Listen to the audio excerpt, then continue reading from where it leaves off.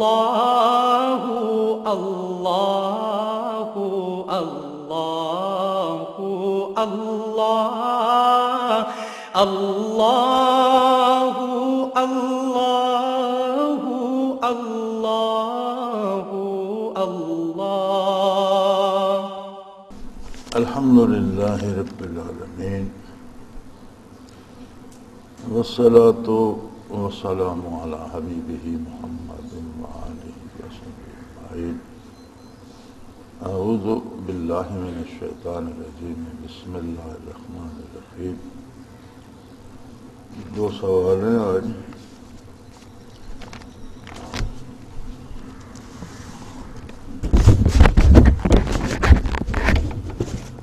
پہلا سوال یہ ہے کہ ہمارے صاحب مجاز صاحب کا موقف ہے کہ آدمی کو جب تک اپنی روح نظر نہ آئے اس کے ذکر کا کوئی فائدہ نہیں، اور جب تک روح نظر نہ آئے اسباق کو مراقبات نہ کروائے جائیں۔ اس وجہ سے متعدد حضرات سلسلہ عالیہ میں کچھ عرصہ ذکر کرنے کے بعد اپنی روح نہ دیکھ سکنے کے باعث اسباق یا مراقبات حاصل نہ کرنے کے باعث سلسلہ چھوڑ چکے ہیں۔ حقیقت کیا ہے؟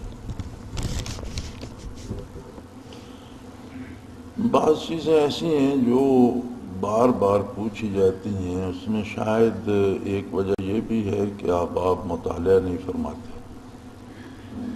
حالانکہ مطالعہ ضروری ہے، عمل کے لیے علم ضروری ہے اور جاننا ضروری ہے، اور یہ ایسے موضوع ہیں جو اکثر بیان ہوتے رہتے ہیں، المرشد میں بھی ملتے ہیں اور تفاسیر میں بھی ہیں، دوسری کتابوں میں بھی ہیں، حضرت رحمۃ اللہ علیہ کی تصانیف میں بھی ہیں، حضرت حافظ الرزاق صاحب نے جو رسالے لکھے ہیں ان میں بھی یہ چیزیں ملتی ہیں، میں بھی بہت دفعہ لکھ چکا ہوں۔ ذکر کا مقصد کشف نہیں ہے، یعنی ذکر اس لیے نہیں کیا جاتا کہ مجھے کشف ہو جائے، کشف کوئی دلیل نہیں ہے مقبولیت کی اور نہ ضروری ہے۔ ذکر کیا جاتا ہے رضائے باری کو حاصل کرنے کے لیے، اور اس کا معیار جو قرآن کریم نے بتایا ہے، ان الصلاۃ تنہی عن الفحشاء والمنکر ولذکر اللہ اکبر۔ عبادات الہی فرائض جو ہیں ان کا جو فوری اثر ہوتا ہے وہ یہ ہوتا ہے کہ تنہا عن الفحشاء والمنکر، بے حیائی اور برائی سے روک دیتی ہیں، اور وَلَذِكْرُ اللَّهِ اکبر، اور اس کے ساتھ اگر ذکر الہی اور ذکر دوام نصیب ہو جائے تو یہ تو بہت بڑی نعمت ہے، یعنی یہ فرائض سے بھی 100 گنا زیادہ یا کئی 100 گنا زیادہ اثر کرتا ہے اصلاح احوال میں، اور برائی کی تلخی محسوس ہوتی ہے، دل نہیں چاہتا برائی کرنے کو، نیکی میں لطف آتا ہے، سکون ملتا ہے، اور آدمی کا سفر بھلائی کی طرف شروع ہو جاتا ہے، یخرجہم من الظلمات الی النور، اصلاح کی طرف شروع ہو جاتا ہے۔ انسانی مزاج ہے، کوئی شخص پل بھر میں بدل جاتا ہے، درست ہو جاتا ہے، کسی کو بدلنے میں کئی سال لگ جاتے ہیں، لیکن یہ ضروری ہے کہ اگر دن میں اس سے 10 غلطیاں ہوتی ہیں تو 9 پہ آ جاتا ہے، یہ بھی ایک اصلاح احوال کی صورت ہے، پھر 8-7 پہ آ جاتا ہے، 5-4 پہ آ جاتا ہے، ایک وقت آتا ہے کہ اللہ اسے توفیق دیتا ہے، وہ کوتاہی چھوڑ دیتا ہے۔ کشف کا ہونا عموماً ہو جاتا ہے ذکر کے ساتھ، اور یہ از قسم ثمرات ہے، پھل ہے ایک طرح سے، اور ثمرات جو ہوتے ہیں یہ من جانب اللہ ہوتے ہیں، یہ وحی چیز ہوتے ہیں، اللہ کی طرف سے ہوتے ہیں، اور وہ جب چاہے جس کو جس چیز کا مشاہدہ کرا دے، اور کسی کو کشف ہو بھی جائے تو ضروری نہیں کہ ہر چیز کا پتہ اسے ہر وقت چلتا رہے۔ اب جیسے سیدنا ابراہیم خلیل اللہ کے لیے قرآن کریم نے فرمایا وَكَذَلِكَ نُرِي إِبْرَاهِيمَ مَلَكُوتَ السَّمَاوَاتِ وَالْأَرْضِ، یعنی ایک لمحہ ایسا بھی تھا کہ اللہ کریم نے ساری کائنات، زمین آسمان کی ہر چیز ان پہ منکشف فرما دی، انہیں دکھا دی۔ اور ایک لمحہ ایسا بھی آیا کہ اسماعیل علیہ السلام کی قربانی کا حکم ہوا، اور حالانکہ قربان تو دمبے نے ہونا تھا، لیکن وہ نہیں جانتے تھے۔ انہوں نے اسماعیل علیہ السلام کو ذبح کیا، خون کے فوارے بہے، جسم تڑپ کر ٹھنڈا ہو گیا، تو آنکھ کھولی تو دمبا ذبح ہوا پڑا۔ یہ اللہ کی مرضی کہ ایک لمحے ساری کائنات منکشف کر دے اور اگلے لمحے اپنا پتہ بھی نہ چلے۔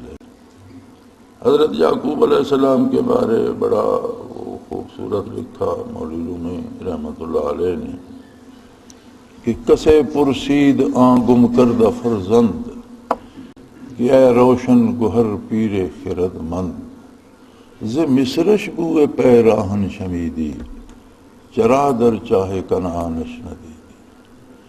کہ کسی نے حضرت یعقوب علیہ السلام پر یہ سوال کیا، اور بڑا معقول سوال تھا، درست تھا، کہ اللہ کے مقرب بندے ہیں آپ، اور مصر سے انہوں نے ایک خادم کو اپنا کرتا دے کر بھیجا، تو وہ جب مصر سے نکلا تو کنعان میں آپ نے خوشبو سونگھ لی، اور آپ نے کہا انی لاجد ریح یوسف، آج مجھے یوسف علیہ السلام کی خوشبو آ رہی۔ چرا در چاہے کنعانش ندیدی، اسی گاؤں کے ایک کنویں میں وہ پڑے رہے، اور آپ کو اس وقت پتہ کیوں نہیں چلا؟ کہاں مصر اور کہاں اسی کنعان کے گاؤں کا ایک کنواں جو باہر ویرانے میں تھا۔ تو مصر سے وہ خود بھی باہر تشریف نہیں لائے، شہر سے خادم کو کرتا دے کر، قمیص دے کر بھیجی کہ اذهب بقمیصی ھذا، یہ میری قمیص لے جاؤ، فالقوہ علی وجہ ابیات بصیرا، اس کو میرے والد گرامی کے رخ انور پہ ملنا، تو ان کی نظر درست ہو جائے۔ تو جب وہ مصر سے نکلا تو انہوں نے فرمایا انی لاجد ریح یوسف، آج مجھے یوسف کی خوشبو آ رہی ہے۔ تو اس بندے نے یہ عرض کی کہ حضرت آپ نے مصر سے قمیص کی خوشبو سونگھ لی، ز مصرش بوئے پیراہن شمیدی، چرا در چاہے کنعانش ندیدی۔ تو انہوں نے فرمایا بے گفتہ والے ما برق جہانس، دم پیدا دم دیگر نہانس، گہے بر تار میں اعلیٰ نشینے، گہے بر پشت پائے خود نبینے۔ انہوں نے کہا ہمارا حال، اہل اللہ کا حال اس طرح ہوتا ہے جس طرح بجلی چمکتی ہے تو سارا جہان روشن ہو جاتا ہے، اور غائب ہو جاتی ہے تو اندھیرا چھا جاتا ہے۔ کبھی تو ہم گہے بر تار میں اعلیٰ نے، کبھی تو عرش اولا کی سیر کر رہے ہوتے ہیں، گہے پر پشت پائے خود نہ، تو کبھی اپنے پاؤں کی پشت نظر نہیں آتی جو ہر بندے کے سامنے ہوتی ہے، کبھی ہمیں اس کا پتہ بھی نہیں ہوتا۔ یعنی احوال من جانب اللہ ہوتے ہیں، کبھی منکشف فرما دے یا روک دے۔ تو ذکر کے لیے یہ شرط نہیں ہے، یہ تو صاحب مجاز کی ڈیوٹی ہے کہ وہ یہ دیکھے کہ اس سے کہ لطائف کتنے پختہ ہو چکے ہیں، اور اسے اگلے مراقبات کرائے جائیں یا نہ کرائے جائیں، یا اگر اسے مشاہدہ نہیں ہوتا تو کیا اس کے مراقبات ثلاثہ اتنے پختہ ہو گئے ہیں کہ اسے اس سے آگے چلایا جائے۔ یہ ذمہ داری تو صاحب مجاز کی ہے، یہ تو اس کے ذمہ ہے، اور اگر وہ جھوٹ بولے گا تو عند اللہ جواب دہ ہوگا۔ یہ معیار نہیں ہے کہ جو ذکر کرتا ہے اسے کشف ہوتا ہے کہ نہیں، ہاں یہ معیار ضرور ہے کہ جو ذکر کرتا ہے اس میں تبدیلی کیا آتی ہے۔ اور یہ ذکر الہی کیونکہ اللہ کا نام ہے اور اس کی برکت ہے، کہ آپ نے دیکھا کہ لوگ آتے ہیں، بعض لوگوں کو عقائد کا پتہ ہی نہیں ہوتا، بعض لوگ کسی ٹپیکل فرقے سے متعلق ہو جاتے ہیں، عجیب عجیب خیالات لوگوں کے ہوتے ہیں، لیکن یہاں تو کوئی نہیں پوچھتا۔ ذکر کرنے سے بندے کے اپنے اندر ایک جستجو پیدا ہو جاتی ہے کہ مجھے اپنے عقائد کی اصلاح کرنی چاہیے۔ از خود لوگ ایک دوسرے سے پوچھ کر، علماء سے پوچھ کر، ساتھیوں سے پوچھ کر، دیکھ کر، سن کر اپنی اصلاح کر رہے ہیں۔ تو یہ معیار نہیں ہے کہ اسے اپنی روح نظر آتی ہے یا نہیں، یہ ذمہ داری صاحب مجاز کی ہے۔ آپ کے فرمان کے مطابق ذکر کے دوران اضافی الفاظ منع ہیں۔ ہمارے صاحب مجاز مراقبہ مسجد نبوی کے وقت سیر مسجد نبوی کہتے ہیں، کیا یہ درست ہے؟ جی ہرگز درست نہیں، ہرگز درست نہیں ہے۔ یہ اتنا نازک معاملہ ہے کہ اس میں وہی الفاظ دہرائے جا سکتے ہیں جو مشائخ سے ہمیں تعلیم کیے گئے ہیں۔ اپنی طرف سے ایک لفظ بڑھا دیں یا کم کر دیں، برکات اٹھ جاتی۔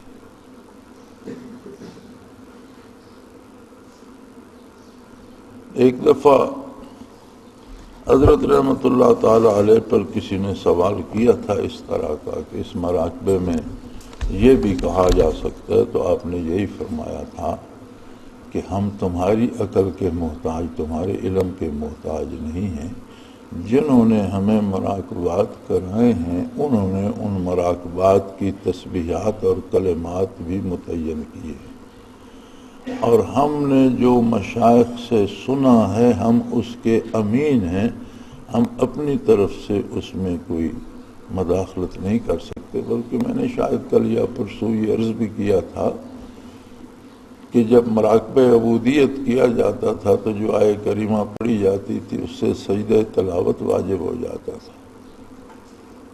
تو احباب نے عرض کی حضرت کے بہت سے ساتھیوں کو علم ہی نہیں ہوتا، کوئی کر لیتا ہے کوئی نہیں کرتا۔ تو آپ نے کہا یار میں تو اسے بدل نہیں سکتا۔ ہاں، حضرت سے حضرت سلطان العارفین رحمۃ اللہ علیہ کی خدمت میں عرض کرتے ہیں کہ حضرت مسئلہ یہ ہے، اس آیہ کریمہ سے سجدہ واجب ہو جاتا ہے، کسی کا وضو ہوتا ہے ذکر میں، کسی کا نہیں ہوتا۔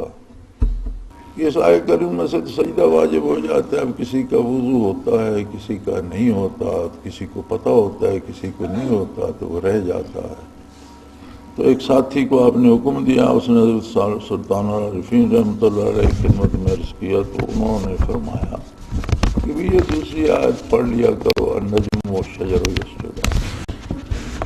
اب یہ آیت بھی قرآن میں موجود تھی، اور حضرت رحمۃ اللہ علیہ جیسا بے مثال عالم بھی کوئی نہیں تھا۔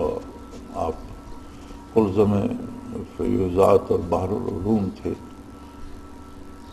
لیکن آپ نے اپنی پسند سے تبدیل نہیں کیا، اپنے شیخ کے سامنے پیش کیا اور انہوں نے فرمایا۔ لہذا اپنی طرف سے کوئی اضافہ کرنا یا کمی کرنا برکات کو کم کر دیتا ہے۔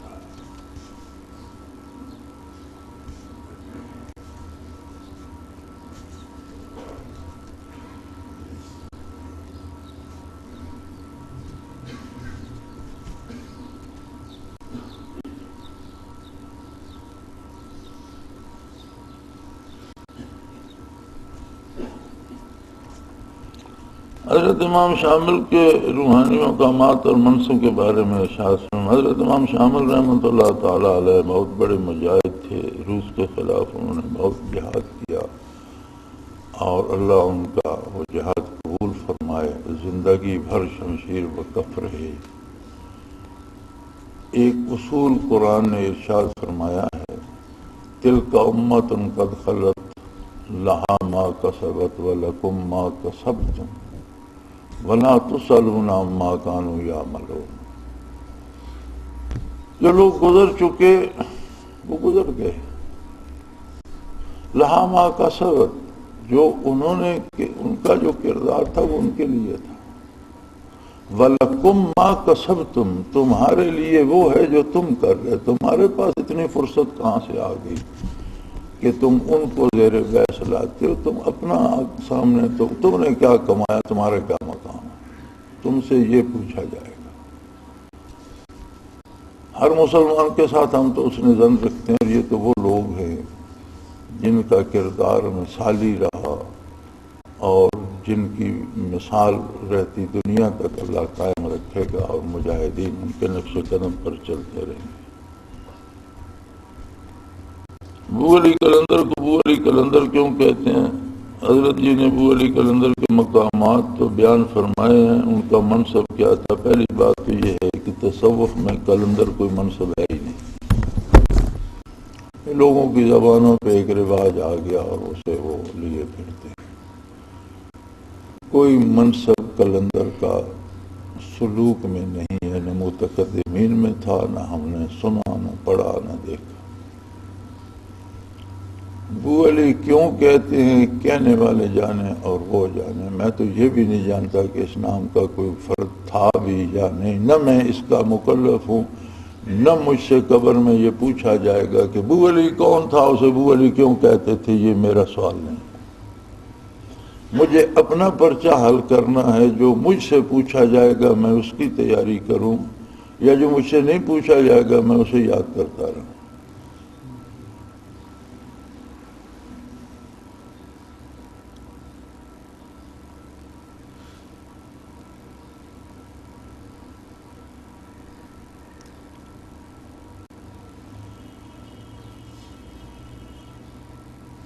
جب کسی کو، سالک کو، طالب کو کہیں یہ نظر آئے کہ اس سے آگے بھی کوئی چیز ہے اور وہ حاصل کی جا سکتی ہے، لیکن جہاں میں ہوں یہاں سے تو وہ چیز نہیں مل رہی، اسے چاہیے کہ وہ کوئی دوسرے اچھے شیخ کو تلاش کرے اور برزخ میں جو مشائخ ہیں ان سے برکات حاصل کرنے کے لیے پہلے برزخ تک رسائی حاصل کرنا ضروری ہے۔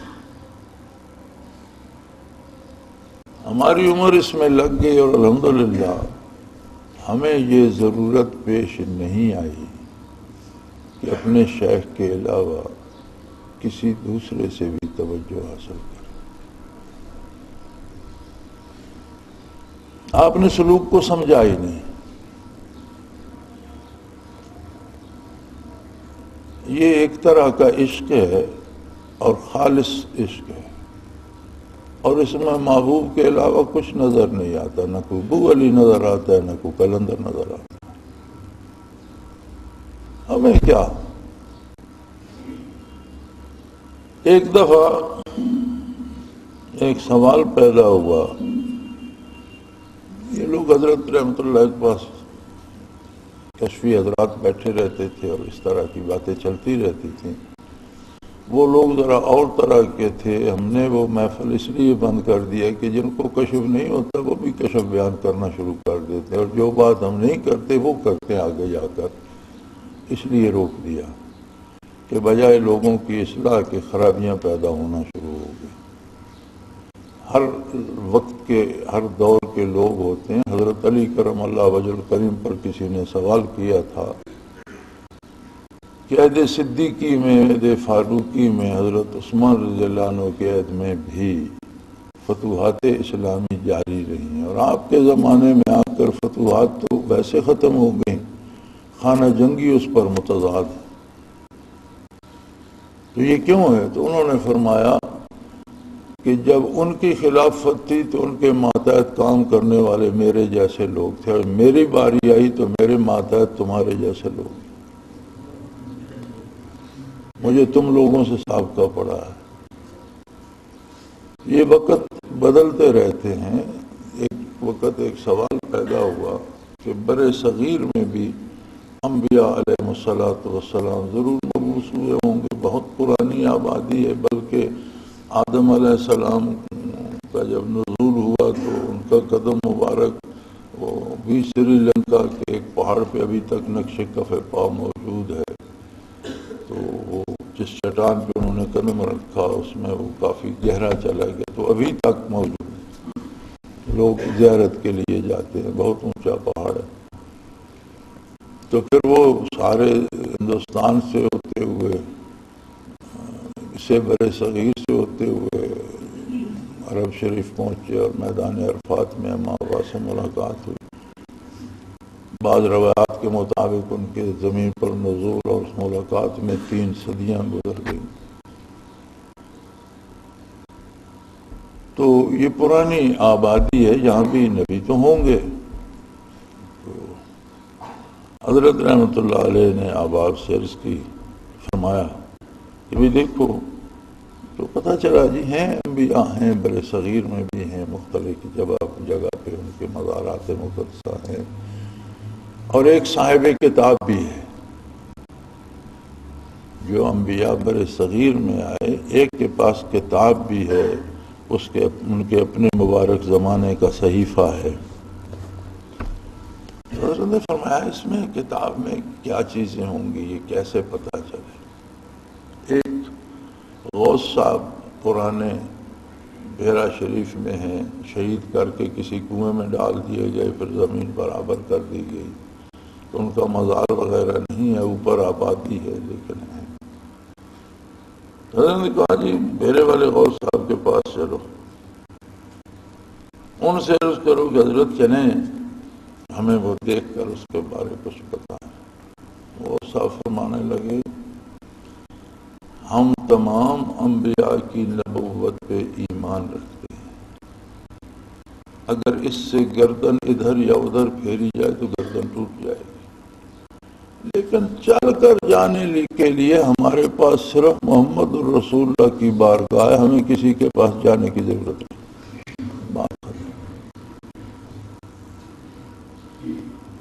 ان کا ہمارے لیے ایک ہی بارگاہ ہے جہاں ہم چل کر جائیں گے، اللہ کے نبی ہیں، ہم ان کی نبوت پہ ایمان رکھتے ہیں، ان کی عظمت کے قائل ہیں، ان کا ادب و احترام اپنی جگہ، لیکن بھائی چل کر ہم بارگاہ نبوی میں ہی جائیں گے، ہمیں کسی سے کیا۔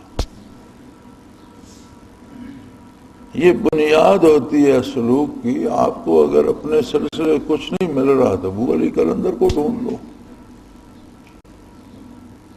اور اگر سلسلے میں اتنا ہے کہ آپ کا دامن تنگ ہو رہا ہے تو پھر آپ کو فکر کیوں پڑی ہوئی ہے؟ مقصد میں یکسوئی بھی ضروری ہوتی ہے۔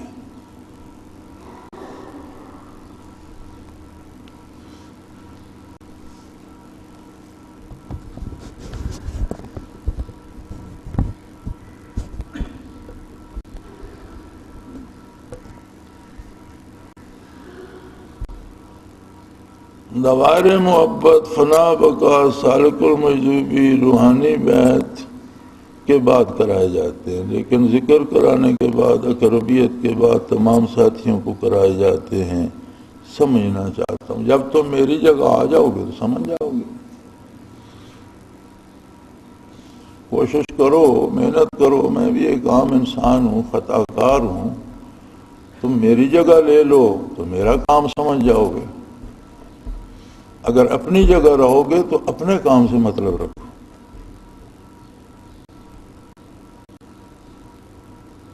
ہر منصب، ہر مقام کے لیے ایک کام ہوتا ہے۔ آپ جس کام کو آئے آپ کو اس کی فکر نہیں ہے، اور جو میں کرتا ہوں اس کی فکر آپ کو کیوں لاحق ہوگی؟ یا پھر اللہ سے دعا کرو، وہ قادر ہے، محنت کرو، میری جگہ اللہ کرے آپ کو نصیب ہو جائے، تو پھر آپ کو یہ باتیں بھی سمجھ آ جائیں گی۔ اب سواریاں سمجھنا چاہیں کہ فلاں جگہ تو آپ نے چوتھا گیئر لگایا تھا اور فلاں جگہ دوسرا لگا دیا، کیوں لگا دیا؟ تو بھائی ڈرائیونگ سیکھو تو سمجھ آ جائے گی۔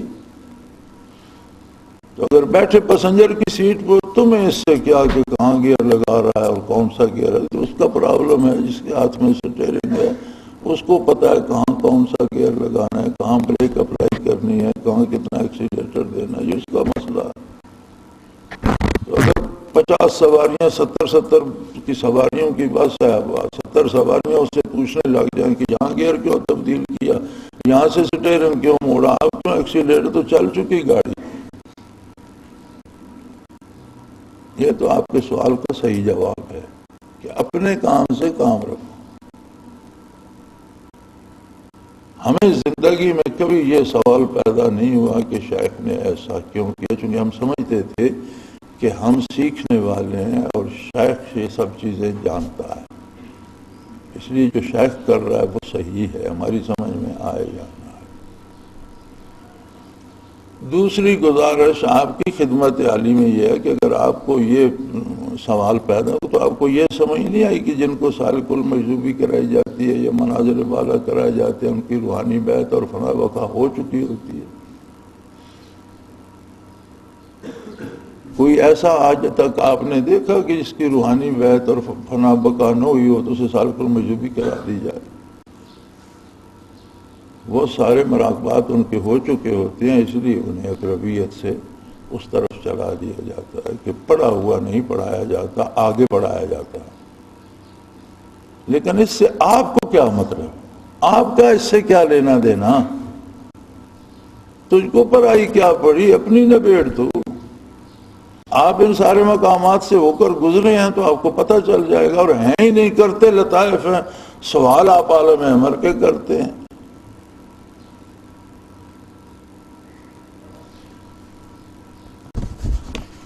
آپ سیکھیں اور سیکھنے کی فکر کریں، آپ ہمیں سکھانے کی فکر نہ کریں۔ ہمارے لیے اللہ کریم نے انتظام کر دیا ہے اور مشائخ والا ہمیں سکھانے کے لیے کافی ہیں۔ مجھے آپ سے سیکھنا نہیں، آپ کو سکھانا ہے، یہ بات ذہن میں رکھ لیں، تب کچھ سیکھ سکیں گے۔ اور آپ مجھے ہی سکھانے بیٹھ جائیں گے تو پھر مجھ سے سیکھیں گے کیا؟ جس بندے میں اتنا شعور نہیں ہے اسے آئے گا کیا؟ اور سب سے بڑی بات یہ ہے کہ اس فن میں اگر آپ کو شیخ پہ اعتماد نہیں تو وقت ضائع نہ کریں، اپنا کو اور کام کر لیں۔ اگر اعتماد ہے تو یکسو ہو کر اپنی فکر کریں، یہ چھوڑ دیں کہ کون کیا کر رہا ہے، وہ کون کا اس کا مسئلہ ہے۔ آپ سے یہ سوال قبر میں نہیں ہوگا کہ کس کو مراقبات کون سے کرائے اور کون نہ کرائے، آپ سے یہ ضرور ہوگا کہ آپ نے کیا حاصل کیا۔ تو بہرحال اس طرح کی چیزیں نفس شیطان یہ چوں چوں کے مربع ڈالتا رہتا ہے، لیکن کچھ بندے کو خود بھی سوچنا چاہیے، احساس کرنا چاہیے، اور ہمیشہ اپنی نگاہ اپنے متعلق، اپنے ٹارگٹ پہ اور اپنی منزل پہ رکھنی چاہیے۔ جس کام کے لیے میں آیا ہوں وہ کہاں ہو رہا ہے، کیا اپنے بارے آپ نہیں پوچھتے، لوگوں کے بارے پوچھتے ہیں۔ لوگوں سے آپ کو کیا لینا دینا؟ اللہ کریم ہمت دے، اپنے ٹارگٹ پہ نظر رکھیں اور یہ خیال رکھیں کہ اگلا لمحہ موت کا بھی ہو سکتا ہے۔ پھر یہ رونق، یہ محفل، یہ مجالس، یہ ذکر، یہ ترتیب شاید نصیب ہو نہ ہو، پھر آنا ہو یا نہ ہو، آپ آئیں میں نہیں ہوں، میں ہوں آپ نہ ہوں، تو کچھ بھی ہو سکتا ہے۔ لہذا جو لمحہ آپ کے پاس ہے اس میں سوچیں بھی اپنے ٹارگٹ کے بارے اور محنت بھی اپنے کریں۔ اللہ کریم سب کو توفیق عطا فرمائے اور قبول فرمائے۔ الحمدللہ رب العالمین والصلاة والسلام علی حبیبہ محمد۔ اللہم ربنا لا تقتلنا بغضبک ولا تہلکنا بعذابک واعف عنا قبل ذلک۔ اللہم ربنا لا تسلط علینا انت ولینا فی سفرنا وادرنا فی مالنا واہلنا، انت ولینا فی الدنیا والآخرہ، توفنا مسلمین وعلیکنا بالصلاة۔ اللہم ربنا سہل لنا امورنا کلها فی دیننا ودنیانا، رب یسر رب یسر رب یسر ولا تیسر وتمم بالخیر، وصلی اللہ تعالی علی حبیبہ محمد رحمۃ۔ اللہ اللہ اللہ اللہ اللہ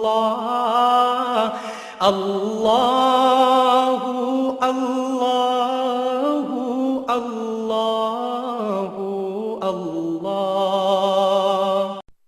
حضرت امیر محمد اکرم آبان مد ذلہ العالی دارالعرفان منارہ ضلع چکوال میں سالہ سال سے قرآن و حدیث کے اوپر خطابات کر رہے ہیں اور سلسلہ نقشبندیہ اویسیہ کے مطابق لوگوں کو ذکر الہی کی تربیت دے رہے ہیں۔